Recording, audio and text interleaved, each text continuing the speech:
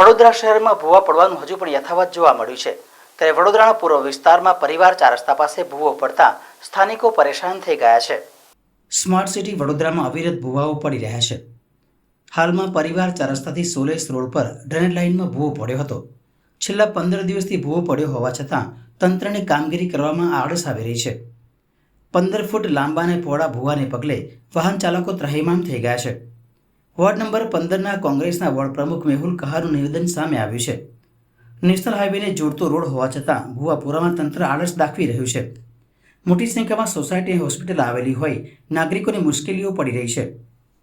વહેલી તકે આ કામગીરી કરવા માટે લોકમાંગ ઉઠવા પામી છે। વોર્ડ નંબર 15નો વિસ્તાર છે। અહીંયા 15 થી 20 દિવસ અગાઉ એક મસ્ત મોટો ભૂવો પડ્યો છે।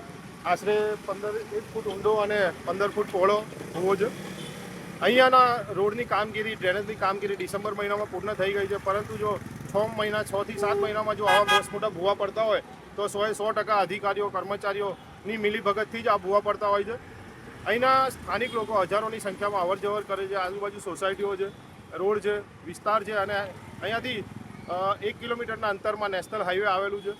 જો આ રોડ અગાઉ તહેવારો આવે છે પૂરા નહીં થાય તો તકલીફ ઘણી વેઠવી પડશે। આગળ ગણપતિનો તહેવાર છે।